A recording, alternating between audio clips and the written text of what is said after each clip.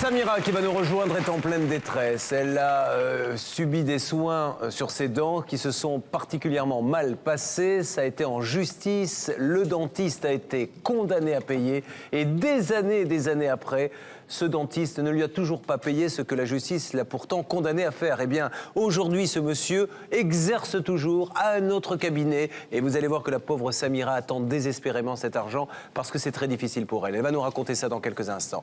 Vous vivez une situation similaire à ce cas ou à n'importe quel cas que vous voyez dans l'émission.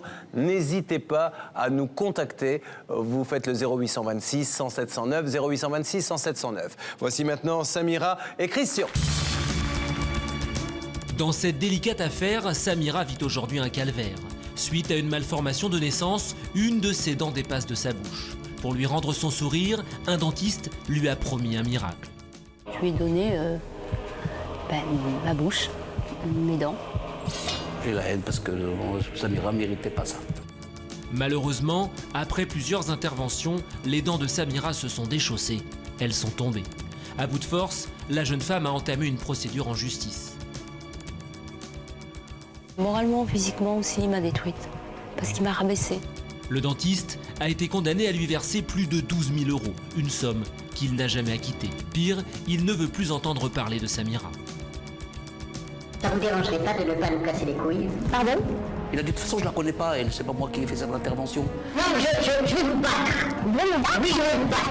Sur le plateau et en duplex, nous allons tout tenter pour faire entendre raison à ce praticien.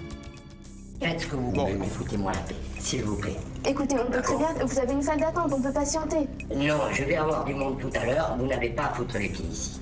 Pour sans aucun doute, c'est une nouvelle affaire qui commence tout de suite.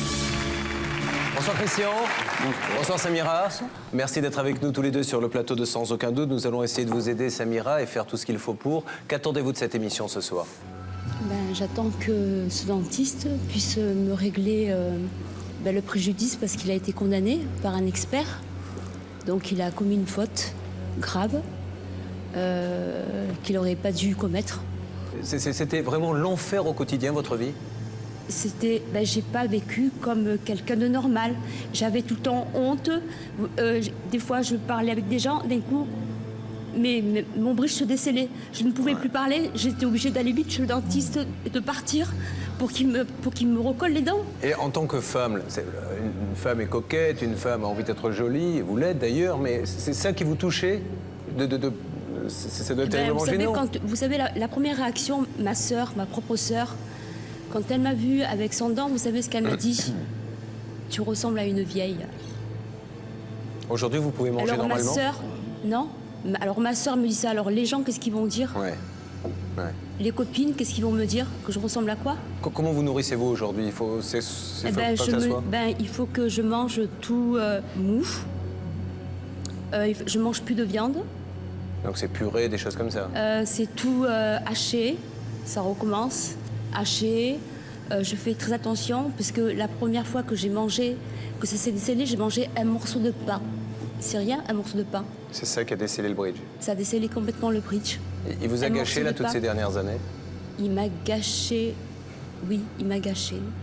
Est-ce qu'aujourd'hui, monsieur, alors vous êtes l'ex-mari de madame et vous la soutenez, c'est tout à votre honneur, est-ce que vous pensez qu'aujourd'hui, cet homme qui dit « Moi, certes, la justice m'a condamné à payer, mais je n'ai pas un centime », est-ce qu'il est de bonne foi pour vous, monsieur? Non, il n'est pas de bonne foi, parce que je l'avais rencontré une fois et je lui avais dit qu'on peut faire des erreurs, mais il faut savoir reconnaître. Il a dit « Moi, je ne la connais pas ». Il a nié, heureusement que l'expert... Il a nié vous avoir soigné? Oui, il a nié de me connaître. Mais ça a été écrit noir sur blanc? Oui, l'expert, heureusement que l'expert avait mon dossier. Parce que j'avais quand même par la sécurité sociale. Ouais. Il a nié, pour vous dire, comme il est de bonne foi, voilà. Il a nié, il ne me connaît pas du tout. Voyons maintenant l'enquête, si vous le voulez bien, les signer Nada Madi. Alors, dans cette histoire, il y a une femme désespérée. Je pense qu'il n'y a rien d'autre à rajouter par rapport à son témoignage. Il y a une condamnation du tribunal, donc ce monsieur doit de l'argent. Il y a un monsieur qui nous dit « Je ne peux pas payer, je suis insolvable puisque mon premier cabinet a fermé ». Mais il oublie peut-être de dire que depuis, il réexerce. C'est pour ça qu'aujourd'hui, je pense qu'il pourrait au moins avoir la décence de répondre à madame et de lui donner des explications, voire même, si on n'en demande pas trop, quelques excuses, au-delà de l'aspect financier. Nous regardons maintenant l'enquête signée Nada Madi. C'est pour sans aucun doute, les coups de fil suivent. On peut imaginer les conséquences dramatiques de la perte des dents antérieures chez une femme jeune, ainsi que le retentissement psychologique de douleurs intenses répétées. Je lui ai donné ma bouche, mes dents. J'ai la haine parce que Samira ne méritait pas ça. Moralement, physiquement aussi, il m'a détruite. Parce qu'il m'a rabaissée. Ça vous dérangerait pas de ne pas nous casser les couilles? Pardon? Il a dit de toute façon, je la connais pas, elle. C'est pas moi qui ai fait cette intervention. Non, je vais vous battre. Vous voulez me battre? Oui, je vais vous battre. Depuis sa naissance, Samira est atteinte d'une malformation. Une de ses canines supérieures chevauche l'une de ses incisives et dépasse de ses lèvres. La déformation disgracieuse est appelée la dent du diable. À l'adolescence, Samira souffre, elle souhaite corriger ce défaut. Les spécialistes qu'elle consulte refusent l'opération, trop hasardeux pour certains, trop risqué pour d'autres. Pourtant, au hasard de ses démarches, elle rencontre un dentiste qui se dit capable de lui rendre un visage plus gracieux. J'avais vu un docteur, un chirurgien dentiste, qui m'avait dit qu'il était capable de m'opérer, de me remettre ma dent à sa place. Nous sommes en 1982. Samira est alors âgée de 15 ans. Elle convainc ses parents et accepte l'opération. Dès que je me suis réveillée, j'ai vu que ma dent, il me l'avait remis à sa place. À peine que je me suis réveillée. Donc j'ai eu un réveil, j'ai pleuré dans les bras de ma mère. Et j'étais contente parce que il m'a montré une glace, il m'a dit voilà, ta dent, elle est à sa place. Samira retrouve le sourire, l'opération est un succès. Mais malheureusement pour elle, l'histoire ne s'arrête pas là.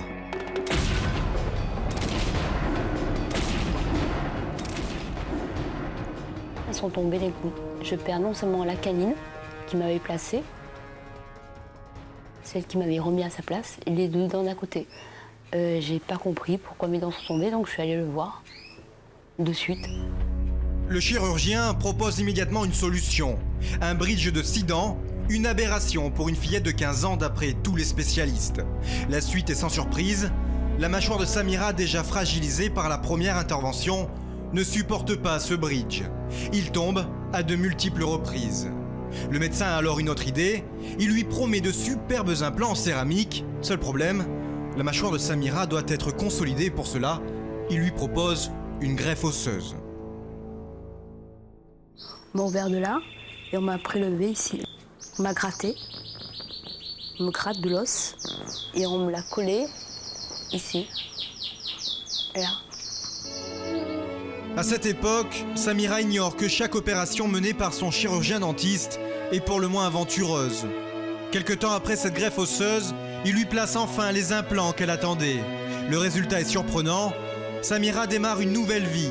Un sourire illumine à nouveau son visage. C'est l'occasion d'une rencontre. Christian devient son époux et le père de sa fille. Pourtant, le calvaire de Samira ressurgit un beau matin. Tous ses implants se décèlent. Samira doit à nouveau multiplier les visites chez son dentiste et ce, dans le plus grand secret.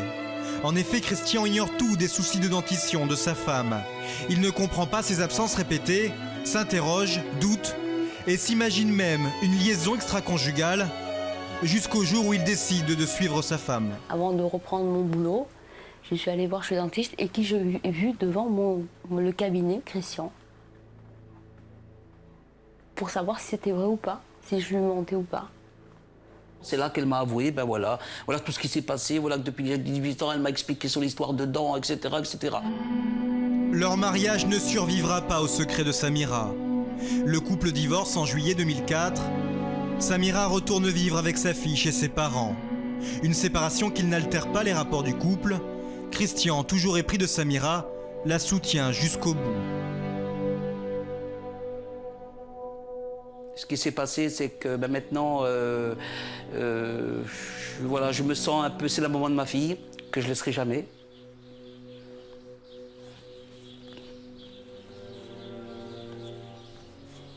Et que j'aiderai toujours. Ce qui s'est passé, c'est que Samira n'a jamais pu s'investir sur rien. Vous savez, allez trouver un travail, vous, sans dents. Allez trouver un travail sans sourire. Allez trouver un travail, parce que Samira, quand j'ai vu des photos quand elle était petite, elle était jolie, brune, toute bronzée, pleine de vie, etc. Et puis j'ai connu Samira, moi, qui bougeait pas, qui restait enfermée des samedis, des dimanches. Défigurée par son chirurgien dentiste qui n'a plus aucune solution pour elle, Samira, écœurée, va consulter un autre dentiste. Celui-ci ne peut que constater les dégâts lorsqu'il découvre le travail effectué par son confrère. Il lui conseille aussitôt de déposer plainte. Samira engage alors une procédure en justice. Quelques mois après, une expertise judiciaire est rendue.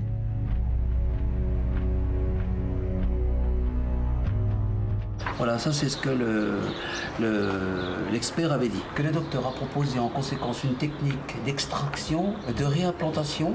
Les soins ont été attentifs et diligents, mais ils seront, dans ce cas précis, qualifiés de hardis. Tu sais, hardi, c'est ce que ça veut dire. Ça veut dire que, quand même, il a tenté quelque chose qui n'était pas évident. Le 7 mai 1998, le verdict tombe. Le chirurgien dentiste est condamné à payer 22 700 € à Samira. Sur cette somme, 10 000 € sont pris en charge par son assurance. Si aujourd'hui cette dernière a bien réglé sa part, le dentiste, lui, refuse catégoriquement de payer sa dette. Il avait dit « je réglerai jamais ». Il a dit « de toute façon, je ne la connais pas, elle, c'est pas moi qui ai fait cette intervention ». Donc alors qu'on a tous les papiers, comme quoi c'est lui qui a écrit, c'est lui qui a fait les papiers, c'est lui qui a même le juge, ce jour-là, avait dit « attendez, là, il faut quand même pas aller jusque-là, parce que nous, on sait que c'est vous ». Et comble de malchance, 2 mois plus tard, à la suite d'un conflit avec ses associés, notre dentiste est placé en liquidation judiciaire. Une faillite personnelle qui empêche Samira de récupérer son argent. Ces 12 700 € lui seraient pourtant bien utiles. Avec cette somme, elle pourrait se faire réopérer et ainsi retrouver une dentition saine et surtout, une alimentation normale. Donc voilà, je mange la purée de carottes ou pommes de terre. Voilà, je ne peux pas même manger normalement, avoir une alimentation normale, je ne peux pas l'avoir. Voilà. À ce jour, ces différentes opérations, toutes financées à crédit, lui ont coûté plus de 25 000 €. Avec ses maigres revenus de 500 € par mois, Samira a bien du mal à honorer ses 120 € de remboursement mensuel. Le dentiste, quant à lui, a réouvert un autre cabinet à son nom et apparemment, ses affaires seraient florissantes. Au cours de notre enquête, nous avons rencontré une seconde victime. Elle s'appelle Raymonde. Il y a 16 ans, elle aussi aurait fréquenté le cabinet de notre dentiste. Il a accepté d'être payé en espèces. Donc je suis allée directement à son cabinet. J'ai fait une hémorragie, mais c'était son assistant qui s'occupait de moi à ce moment-là. Lorsque j'ai fait l'hémorragie, il a pris peur et il m'a dit « je ne peux pas continuer, je ne suis pas habituée, je suis pédiatre ». J'étais un petit peu abasourdie. J'étais bien obligée de partir. Donc pour le régler, j'ai vendu ma voiture. Je lui ai donné 40 000 francs. Et depuis, tout le travail qui a été fait, je n'ai plus dedans. Ce fameux chirurgien dentiste aurait donc pris pour habitude d'édenter ses patients. 24 ans après sa première intervention, Samira a décidé de solder ses comptes avec l'homme qui lui a arraché son sourire à jamais. Pour tenter de récupérer ce qui lui doit, elle se rend à son cabinet, équipée d'une caméra cachée. Là, franchement, j'ai besoin de lui parler ne serait-ce que 5 minutes. Mais il peut pas. Il a les dents stériles, il est en train de faire quelqu'un, il a le cancer à la bouche tout en sang. Et... Oui, mais c'est pas grave, je peux patienter. Oui, excusez-moi, j'ai du boulot. Rejetée du cabinet par la secrétaire, Samira décide de patienter devant la porte. Quelques secondes plus tard, un individu fait irruption sur le palier. Il se présente comme un patient. Je suis sur le fauteuil. Ça vous dérangerait pas de ne pas nous casser les... Pardon? C'est vous qui sonnez? C'est vous qui sonnez? C'est à qui j'ai affaire? Je suis un patient. Et alors? Hein? Et alors? Et alors? Et alors? Ça vous est jamais arrivé? Hein? Arrivé de quoi, monsieur? Hein? De nous casser les pieds? Je vous ai demandé votre numéro de téléphone? Vous pouvez me dire autre chose? Pardon? Hein? Excusez-moi, vous n'avez pas à me parler. Déjà, je vous connais pas déjà. Vous m'emmerdez. C'est vous qui m'emmerdez. C'est vous qui m'emmerdez. Je suis sur un hôtel, vous êtes en train de patient, vous êtes un patient. Moi aussi, j'ai trouvé ça patiente, monsieur. Moi aussi, j'ai trouvé ça patiente. Écoutez, qu'est-ce qu'il y a? Je vous demande de ne plus téléphoner. Vous êtes qui? De ne plus. Vous êtes la police? Je suis un patient. Et alors? Qui n'a pas de patience. Oui, moi non plus, je n'ai pas de patience. Pendant 10 ans que j'attends lui, je n'ai plus de patience, monsieur. Écoutez, Qu'est-ce qu'il y a? Je vous redis. Mais quel est votre problème? Je vous redis. Quel est le problème? Elle n'a pas arrêté de Oui, je veux le voir, je veux lui parler 2 secondes. Alors je vous demande de ne plus sonner. Mais qu'est-ce que ça peut lui faire? Écoutez, je vous en supplie. Mais quoi, vous voulez me toucher, me frapper? Non, je vais vous battre. Vous voulez me battre? Oui, je vais vous battre. Alors je porte plainte contre la police, Non, il n'y a pas de problème. ça n'arrête pas, dites, vous plaisantez ou quoi? Mais ça n'arrête pas de quoi? Écoutez, je ne suis pas un Non, vous savez pas à qui vous avez affaire, monsieur. Moi, je sais à qui j'ai affaire. Donc, je vais le voir. Sonnez, vous allez voir ce qui va vous arriver. Oui, il n'y a pas de souci. Il n'y a pas de problème. Ne sachant pas à qui elle a affaire et par crainte de représailles, Samira bat en retraite et quitte les lieux. Une dernière fois, à l'extérieur, elle tente de joindre le dentiste par téléphone. Bon, ben c'est bon, ben là je fais tomber que sur un répondeur, donc c'est inutile, donc c'est cause perdue, quoi. Donc il n'a pas envie de me parler, il n'a pas envie de discuter avec moi, donc c'est un homme qui ne fait pas face à ses responsabilités, point barre. L'enquête est signée Nada Madi. Incroyable ce que l'on vient de voir, c'est-à-dire que vous vous rendez au cabinet de ce monsieur, il ne vient pas à votre rencontre et il enverrait un patient. Un patient, oui. Venir vous dire de manière quand même plus que cavalière que vous le fatiguez, qu'il faut s'en aller et à 2 doigts de vous mettre une baffe. Oui, à 2 doigts, c'était à 2 doigts. Je vous dis franchement, c'était 2 doigts, il allait me mettre une gifle. C'est vraiment ça qui est le plus dur pour vous, c'est que on vous tourne le dos et on vous dit tu te débrouilles avec tes dents, grosso modo. Je n'arrive pas à la voir en face de moi. C'est un homme, je suis une femme. Je demande qu'il est... Je suis une femme, c'est un homme. Mais qu'il vienne me voir et qu'on discute tous les deux. Pourquoi il ne veut pas me recevoir? Je suis une femme. Il a commis une erreur. Moi, tout ce que je demande, c'est qu'il me répare l'erreur.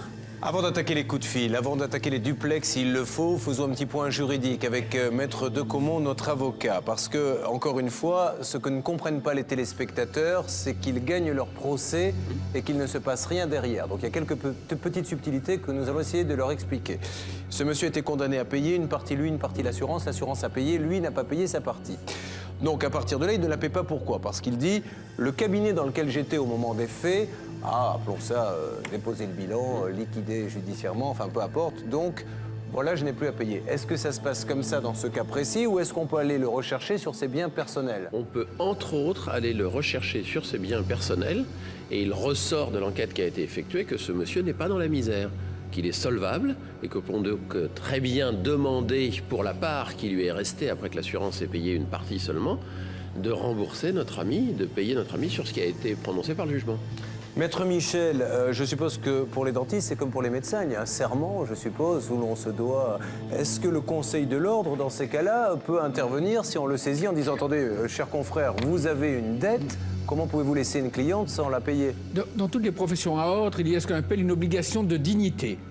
Quand on est médecin, avocat, architecte, on doit se comporter dignement et le Conseil de l'Ordre peut vous imposer de faire ce qui est nécessaire pour se comporter dignement. Sinon, il peut vous sanctionner et ça peut aller jusqu'à la radiation. Donc il y a une possibilité d'intervention. Alors, nous allons commencer maintenant ces coups de fil et il nous faut absolument des explications parce que je pense que vous avez tous, que c'est palpable sur ce plateau, nous sommes tous scandalisés par l'attitude de ce monsieur à qui on ne reproche pas d'avoir raté son opération. L'erreur est humaine et nous avons suffisamment de cas ici où l'on voit que l'on peut faire une erreur. Et nous avons une bonne médecine et d'excellents dentistes dans ce pays, mais je crois que ces métiers, plus que d'autres, se doivent de réparer, surtout quand la justice les somme de le faire. Donc essayons d'avoir un contact avec lui et nous nous préparons d'ores et déjà pour un duplex parce qu'à mon avis, ça va être très difficile, mais nous nous battrons jusqu'au bout. Vous connaissez cette émission. C'est parti.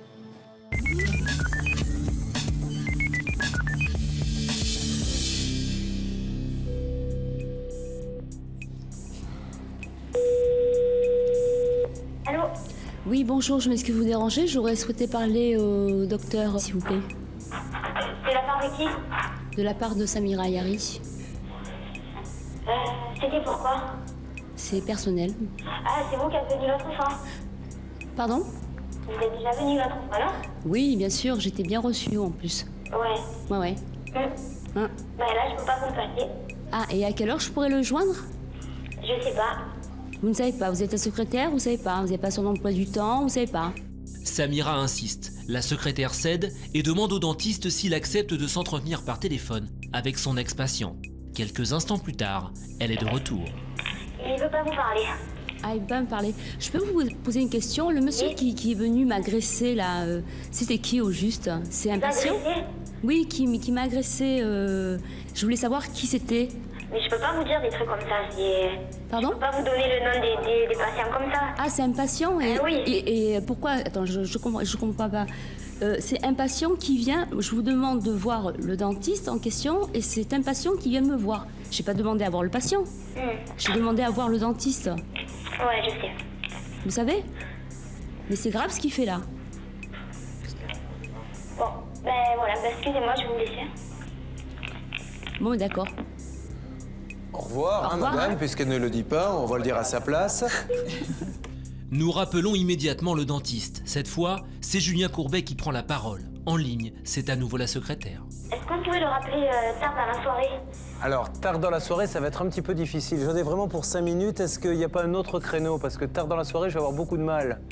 Parce que lui, toute la journée, il est occupé avec des patients et c'est dur aussi. Et sinon, Écoutez, dans la soirée, vers 18h30. Bon, j'essaierai peut-être un petit peu avant parce qu'après, ça sera très difficile. Je vais quand même vous donner un numéro. Si jamais il a 5 minutes à un moment ou à un autre, il essaie de me rappeler? D'accord, je vais le noter. Nous transmettons à la secrétaire nos coordonnées téléphoniques. Sans nouvelles du dentiste, nous joignons l'un de ses confrères pour obtenir son avis sur les soins reçus par Samira. Essayons d'avoir donc maintenant un autre dentiste. Celui-ci était associé avec celui qui vous a opéré à l'époque.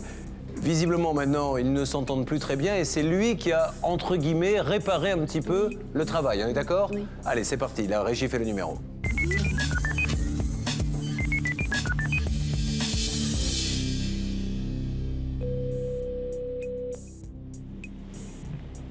Allô? Oui. Docteur? Oui, bonjour. Bonjour, Julien Courbet à l'appareil. Merci de nous accorder quelques instants, docteur. On va essayer d'être le plus bref possible. Donc, on essaie de comprendre une situation qui, vous le savez, semble bien compliquée. Donc, je crois, docteur, vous me dites si je dis une bêtise, que vous vous êtes occupé par la suite des dents de Samira. C'est exact. Bien. Alors, qu'est-ce qui s'est passé? Est-ce que oui ou non, on aurait dû éviter de l'opérer ou est-ce que ça a été fait peut-être pas de la meilleure façon? Écoutez, je pense que c'est un acte qui n'aurait pas dû être pratiqué. Donc on n'aurait pas dû l'opérer. Mais personne? Mais disons que de la manière dont ça a été fait, effectivement, personne. Bon. Alors, moi, j'aimerais simplement avoir votre sentiment. Aujourd'hui, Samira, vous connaissez sa situation. On lui doit des sous, cela a été jugé. Ce monsieur dit, bon, ben voilà, moi, je ne... Alors déjà, il ne veut même pas lui parler. Il a même, je crois, dit à l'expertise qu'il ne la connaissait pas. Mais enfin, peu importe, ça, c'est un détail par rapport au reste. Mais aujourd'hui, vous avez de bons rapports avec lui, de mauvais rapports? Ça, c'est tout à fait personnel. D'accord. Je ne vous répondrai pas là-dessus. Bien. Mais alors, est-ce qu'aujourd'hui, il exerce, ce monsieur? Oui. Oui. Est-ce que vous trouvez, vous, normal que cette dame à qui on doit de l'argent ne lui donne pas? Écoutez, moi, je vais vous parler simplement, de mon avis de dentiste. Donc là, les problèmes financiers, effectivement, si on lui donne de l'argent, je pense qu'il faut lui rendre son argent. Maintenant, est-ce que c'est bien, est-ce que c'est pas bien, c'est pas à moi de le juger. Mais s'il n'y avait pas eu cette intervention, parce que c'est là-dessus que je voulais votre avis, elle a eu des tas de problèmes par la suite. Est-ce qu'on peut se dire que, de par une malformation de naissance, elle aurait de toute façon eu des problèmes avec ses dents, ou est-ce que c'est vraiment cette intervention pour vous qui a conditionné tout ce qui lui est arrivé par la suite? Il est évident qu'avec cette intervention, elle a pris un mauvais départ, je dirais, dans sa vie. Qu'est-ce qu'il lui reste à faire aujourd'hui pour retrouver une dentition normale? Il y a encore beaucoup d'interventions? Elle a besoin de soins. Mais elle est partie pour des années et des choses assez coûteuses? Je pense que c'est une personne qui aura besoin de soins dentaires tout au long de sa vie. À cause de cette intervention? Bon, eh bien écoutez, on ne va pas vous embêter plus longtemps, docteur. On vous remercie. Merci. Au revoir. Au revoir. Je comprends tout à fait que le docteur ne veuille pas parler de sentiments qu'il peut avoir vis-à-vis de son collègue, mais enfin là où je crois qu'il a été assez clair, c'est sur le fait que cette première intervention a été déterminante, a déclenché tous vos ennuis. Ça se passe bien avec lui, pour vous? Oui, il n'y a pas de souci. Oui. Il faut payer, c'est tout. S'il faut payer, le problème, c'est que c'est ça, c'est que là, vous avez presque une dette à vie. Ah oui, une dette à vie, oui. Comme convenu, nous rappelons le dentiste en fin de journée. Sans succès, l'homme semble avoir disparu. Le lendemain, nous décidons de poursuivre notre enquête. Alors, nous allons maintenant retrouver Nada Madi, notre journaliste qui doit se trouver sur place. Nada, m'entendez-vous? Oui, Julien, je vous entends très bien. Donc, vous êtes tout proche, je pense, du cabinet? Effectivement, je suis à quelques mètres seulement du cabinet. Ce que je vous propose, c'est qu'on y aille tout de suite. Tout à fait. Alors précisons Nada, mais nous ne savons pas qui elle est. Hein. On va bien se garder de dire que cette voiture est à lui, mais quand même que ce monsieur a fait quelques allées-venues il y a quelques instants en voiture, dans une très belle voiture de sport. Alors effectivement, nous l'avons vu rentrer il y a quelques minutes seulement dans une très belle voiture de sport. Donc je pense qu'il aurait éventuellement certains biens à lui.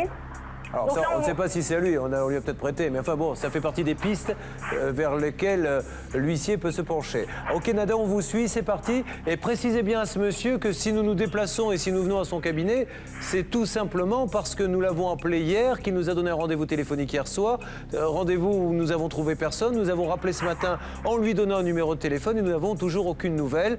Et que voilà, nous parlons d'une somme qui, somme toute, au vu de ses activités et de son cabinet, je pense qu'il est plus judicieux pour lui de régler une fois pour toutes cette somme que de partir dans une procédure où, d'après les éléments que nous avons, il risque quand même plus que ce qu'il doit à madame. Tout à fait. J'espère qu'il acceptera de nous parler. Nous venons juste de passer devant sa plaque. C'est le seul praticien qui exerce ici. Donc c'est un immeuble d'à peu près 3 étages. Donc là, je me dirige vers la porte d'entrée. Voilà, alors sur sa porte, son activité n'est pas mentionnée, il y a uniquement son nom. Sur le plateau de Sans aucun doute, Samira est tendue. Nous sommes sa dernière chance pour entrer en contact avec ce dentiste.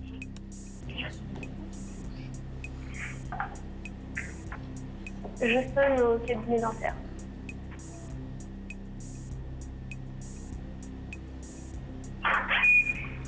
Bonjour madame, je suis Nadèle Labie, journaliste de l'émission Sans aucun doute sur TF1. Surprise par notre arrivée, la secrétaire va immédiatement chercher le dentiste.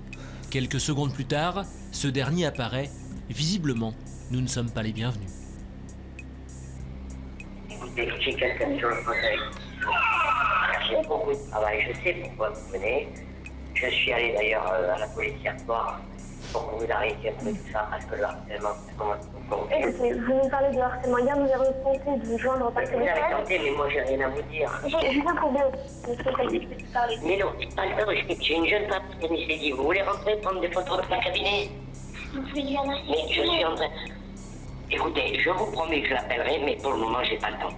Écoutez, je vais vous prendre un petit peu. Non, je n'ai pas le temps. Bon, alors demandez simplement à ce monsieur s'il accepte, parce qu'il n'a rien à cacher, que nous fassions un reportage qui raconte ce que dit Samira, preuve à l'appui, et qu'on lui a demandé de s'exprimer qu'il n'a pas voulu. Est-ce que vous acceptez, dans ce cas-là, que nous fassions un reportage sur Samira Ayari et que nous précisons qu'il n'avait pas voulu vous exprimer, tout simplement?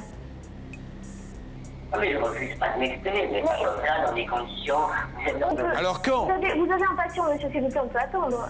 Ça ne pose pas de problème. J'en aurai un autre après. Eh bien, on peut encore attendre. Dites-lui qu'on l'a attendu hier soir. Comme vous voulez. On a attendu hier toute la journée que vous nous rappeliez, monsieur. Bon. S'il vous plaît. Écoutez, on peut très bien... Vous avez une salle d'attente, on peut patienter. Non, je vais avoir du monde tout à l'heure. Vous n'avez pas tout seul. Je me demande de quel endroit vous venez. D'accord?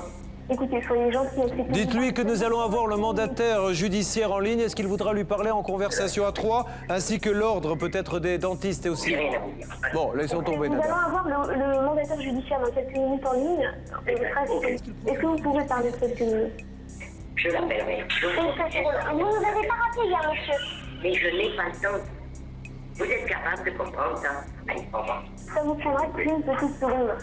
Ça fait le temps. On peut patienter. Pour le moment, j'ai rien à dire. Je ne sais pas ce que vous allez faire. Eh bien, expliquez. Dites à ce monsieur que j'en ai pour 2 secondes, je lui explique et je raccroche. Parce que j'ai trop de problèmes à cause de gens. Vous me parlez depuis 1 minute, monsieur. Ça vous prendra 5 secondes. 5 secondes.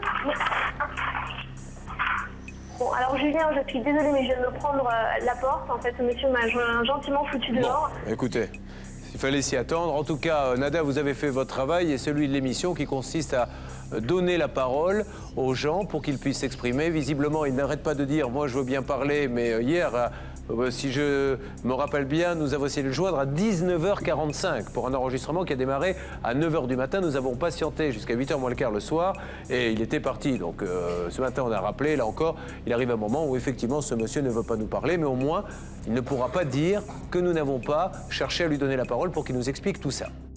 Hors antenne, nous avons contacté le mandataire liquidateur qui a pu consulter le dossier. Un rendez-vous téléphonique est pris quelques minutes plus tard. Allô? Oui, bonjour. Maître? Oui. Julien Courbet à l'appareil sur le plateau de l'émission Sans aucun doute. Est-ce que je vous dérange? Point du tout. Bon, on va faire le plus court possible, maître. Donc, dans le cadre de l'enregistrement de cette émission, maître, nous essayons d'aider une dame que vous connaissez certainement, qui s'appelle Samira, à qui ce dentiste doit des sous. Maintenant, difficulté, c'est récupérer ses sous. Alors, on a cru comprendre que donc ce monsieur a un cabinet, vous vous occupez de la liquidation de ce cabinet, et visiblement maintenant, il retravaille. On est d'accord? Tout à fait. Est-ce que la liquidation du... Attendez. Je vous en prie, maître. Pour autant, j'ai averti l'ordre des chirurgiens dentistes, l'ordre national des chirurgiens dentistes, qui m'a répondu en date du 15 mars 2006, m'indiquant qu'ils allaient convoquer le débiteur, donc, afin de l'entendre dans le cadre d'une commission de sanctions. Parfait. Le 15 mars. Bon. D'accord, j'ai bien compris, maître. Mais ça, c'est une très très bonne nouvelle. La deuxième nouvelle, maître, est-ce qu'effectivement, les services fiscaux vous auraient prévenu que ce monsieur aurait des biens? Exactement. Et justement, à ce niveau-là, j'ai une fiche sur certains biens immobiliers. Donc, je suis en cours de réalisation de ces biens immobiliers. Bien. Donc, aujourd'hui, il va se passer quoi, maître, très exactement? Madame a un huissier, un jugement. Qu'est-ce qu'elle doit faire aujourd'hui pour récupérer cet argent après toutes ces années de souffrance? C'est ce qu'il fallait, c'est-à-dire qu'elle a déclaré sa créance dans le cadre de la procédure.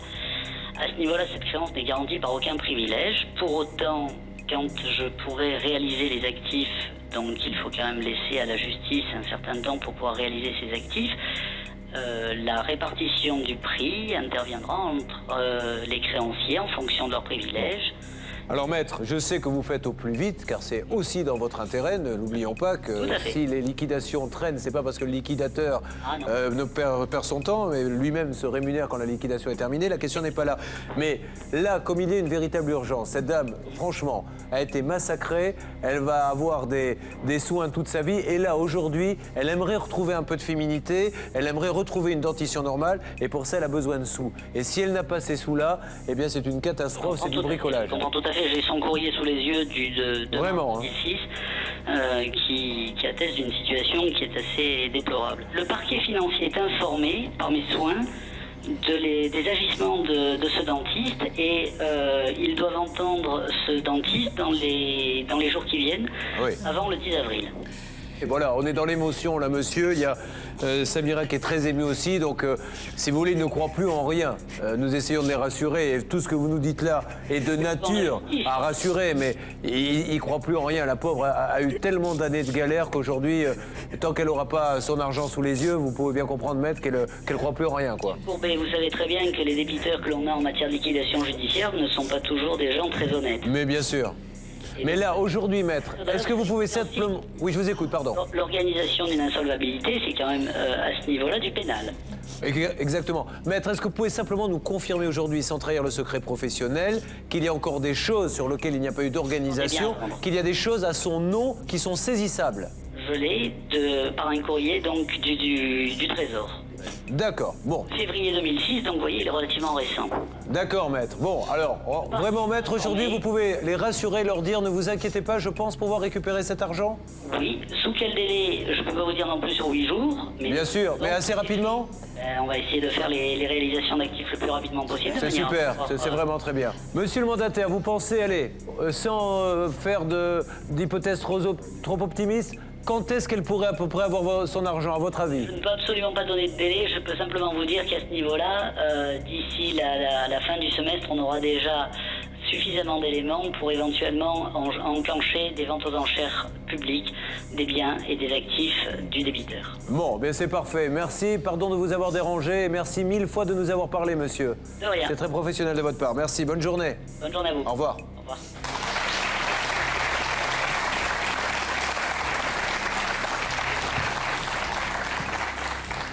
Bon, je comprends, mais vraiment je comprends qu'au bout d'un moment on en est marre et qu'on en est marre d'entendre des paroles. Mais je vous assure que là, sur tout ce que nous avons entendu, c'est pas demain, c'est pas après-demain, mais c'est dans les semaines qui viennent, l'argent il va être là parce qu'il va y avoir des ventes aux enchères, des voitures, des maisons, etc. Oui. Mais croyez-moi, c'est rare déjà qu'un mandataire nous parle et celui-ci, je le remercie parce que... Mais il a fait ce qu'il fallait dans les règles et les saisies vont démarrer. Hein. Je vous remercie.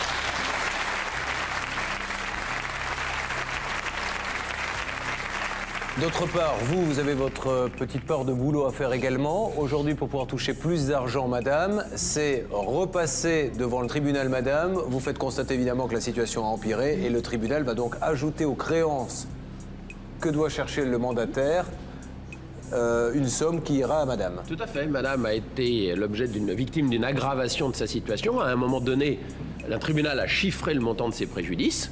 Aujourd'hui, du fait même de ces erreurs qu'a commises ce praticien, la situation de madame a évolué défavorablement. Elle est donc parfaitement en droit de réclamer une indemnisation complémentaire, mais il faut qu'il y ait une décision de justice qui le constate et qui l'ordonne. Samira est soulagée. Pour autant, son bonheur n'est pas complet. Faute de moyens financiers, elle est toujours à la recherche d'un dentiste capable de l'opérer à nouveau. Peut-être y a-t-il parmi nos téléspectateurs un chirurgien dentiste compétent et capable de faire ce genre de choses, qui sera ému par votre situation et acceptera peut-être de faire quelque chose. Nous vous tiendrons très très vite au courant. Mais en ce qui concerne ce qui vous a amené ici, je puis vous affirmer qu'on peut faire confiance à ce mandataire, que l'argent va arriver assez rapidement. Oui, pour moi et pour, surtout pour les autres femmes aussi. Bien sûr. Qui ont été victimes, pareil que moi. Monsieur, merci de l'avoir soutenu et bravo pour ce combat également. C'était normal.